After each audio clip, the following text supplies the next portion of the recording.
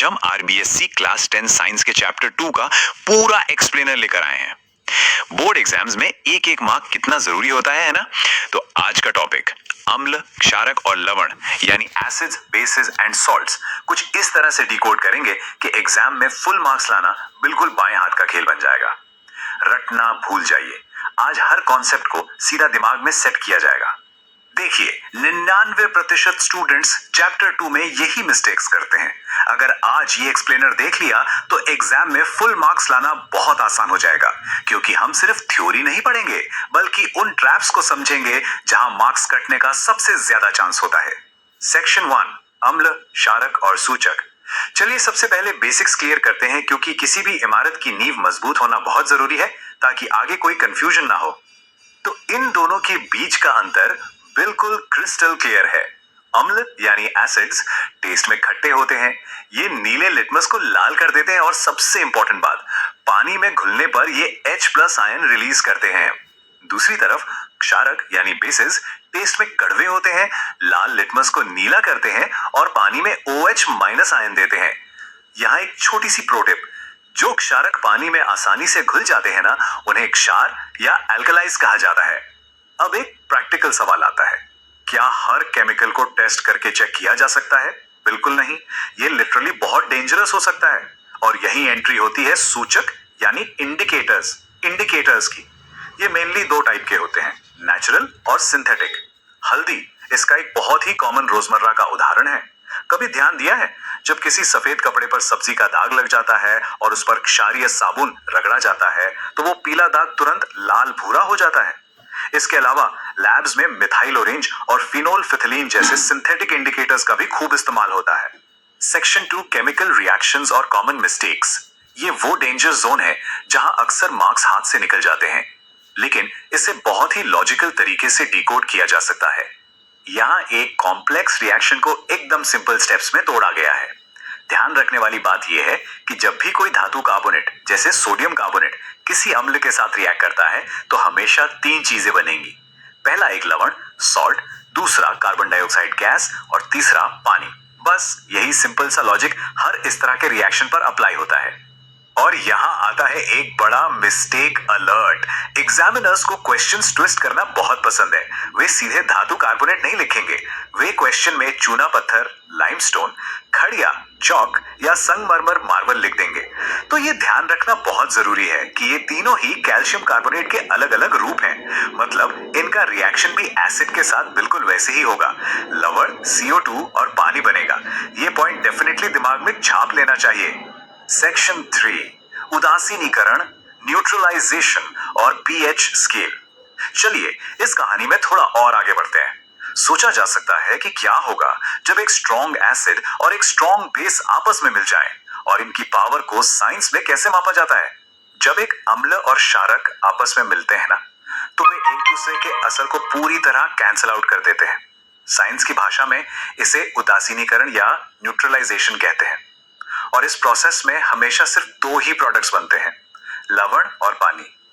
सबसे classic example है जब सोडियम हाइड्रोक्साइड और हाइड्रोक्लोरिक एसिड रिएक्ट करते हैं तो वे न्यूट्रलाइज होकर सोडियम क्लोराइड यानी हमारा नॉर्मल नमक, ये एक स्पेशल पीएच स्केल बनाया गया है। ये यूनिवर्सल इंडिकेटर स्केल 0 से 14 तक होता है। इसमें जो P है ना, वो एक जर्मन वर्ड पोटेंस से आया है, जिसका मतलब होता है पावर। असल में ये स्केल किसी सॉल्यूशन में मौजूद हाइड्रोजन आयनों का कंसंट्रेशन नापता है। यहाँ इस इलस्ट्रेशन को देखकर एक क्लियर आइडिया लगता है। पीएच वैल्यू और हाइड्रोजन आयन के कंसंट्रेशन का रिलेशन एकदम उल्टा होता है। पीएच जितना कम होगा, यानी 0 की तरफ, H+ आयन उतने ही ज्यादा होंगे और सॉल्यूशन उतना ही ज्यादा एसिडिक होगा। और जैसे जैसे 14 की तरफ आगे बढ़ते हैं, H+ आयन कम होते जाते हैं और OH- आयन बढ़ते जाते हैं, जिससे सॉल्यूशन क्षारीय हो जाता है। 0 से 14 के स्केल के बिल्कुल सेंटर में आता है मैजिक नंबर 7। ये अल्टीमेट न्यूट्रल बेंचमार्क होता है। शुद्ध पानी का पीएच 7 होता है, लेकिन यहाँ जो नंबर है 7.4, ये ह्यूमन ब्लड यानी हमारे खून का पीएच है। हमारा पूरा शरीर इसी बहुत ही संकीर्ण पीएच रेंज के आसपास बिल्कुल परफेक्ट काम करता है। सेक्शन 4, महत्वपूर्ण लवण, इंपॉर्टेंट सॉल्ट्स। अब इस एक्सप्लेनर के आखिरी और एग्जाम के पॉइंट ऑफ व्यू से सबसे हाई स्कोरिंग पार्ट पर आते हैं, कुछ बहुत ही इंपॉर्टेंट सॉल्ट्स और उनके यूज। लिस्ट में सबसे पहला नाम है विरंजक चूर्ण यानी ब्लीचिंग पाउडर। इसका फॉर्मूला है CaClO2। ये सिर्फ केमिस्ट्री लैब तक लिमिटेड नहीं है।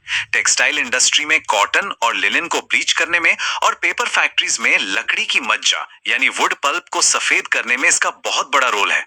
और हाँ, पीने के पानी को जर्म्स से फ्री करने के लिए भी इसी का यूज किया जाता है। एक और मिस्टेक अलर्ट।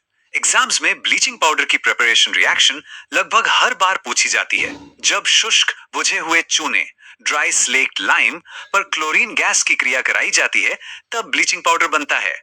इस एग्जैक्ट इक्वेशन को मेमोरी में बिल्कुल लॉक कर लेना चाहिए। फुल मार्क्स के लिए ये बहुत जरूरी है।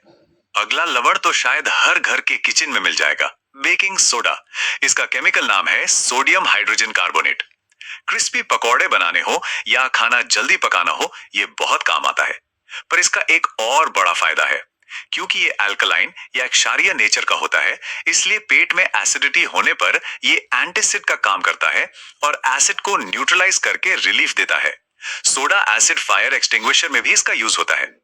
कभी सोचा है केक या पाव रोटी इतने सॉफ्ट और स्पंजी कैसे बनते हैं? जब बेकिंग पाउडर, जो कि बेकिंग सोडा और किसी माइल्ड खाने वाले एसिड का मिक्सचर होता है, उसे गर्म किया जाता है, तब ये रिएक्शन होता है। इसमें जो कार्बन डाइऑक्साइड गैस बनती है ना, वो आटे के अंदर फंस जाती है और उसी गैस की वजह से ब्रेड और केक ऊपर उठते हैं और इतने स्पंजी बनते हैं। ये सच में काफी फैसिनेटिंग है। चलिए अब देखते हैं धोने का सोडा यानी वॉशिंग सोडा। इसका फॉर्मूला है Na2CO3.10H2O। ये एक बेसिक सॉल्ट है। बनता कैसे है? जब बेकिंग सोडा को हीट करके सोडियम कार्बोनेट प्राप्त किया जाता है, तो फिर उस सोडियम कार्बोनेट का पानी के साथ क्रिस्टलाइजेशन यानी रिक्रिस्टलाइजेशन किया जाता है। फॉर्मूला में ये जो 10H2O दिख रहा है ना, ये वाटर ऑफ क्रिस्टलाइजेशन के 10 मॉलिक्यूल्स को दर्शाता है। और एग्जाम में पूरे मार्क्स पक्के करने के लिए ये आखिरी वाइटल इक्वेशन है। Sodium carbonate plus 10 water molecules से बनता है वॉशिंग सोडा। इसे ध्यान में रखना चाहिए। इसी तरह प्लास्टर ऑफ पेरिस भी एक बहुत इंपॉर्टेंट लवण है, जो जिप्सम को गर्म करने पर बनता है और टूटी हड्डियों को अपनी जगह सेट करने के काम आता है। उसका फॉर्मूला और इक्वेशन भी एग्जाम के लिए उतना ही क्रूशियल है। तो अम्ल, क्षारक और लवण का यह सफर यहां पूरा होता है। लेकिन जाने से पहले एक सोचने वाला सवाल है। एक किसान अपने खेत की मिट्टी को किस स्थिति में बिना बुझा हुआ चूना या बुझा हुआ चूना मिलाकर उपचारित करेगा? पीएच और उदासीनीकरण के ज्ञान का उपयोग करके यह सोचा जा सकता है कि मिट्टी का नेचर कैसा हो गया होगा, जिसके कारण एक क्षारक का इस्तेमाल करना पड़ा। इस पर विचार जरूर होना चाहिए। कॉन्सेप्ट्स को आसपास की दुनिया से कनेक्ट करना ही असली साइंस है। आज के इस एक्सप्लेनर में बस इतना ही। सीखते रहिए और एग्जाम में अपना बेस्ट परफॉर्मेंस दीजिए।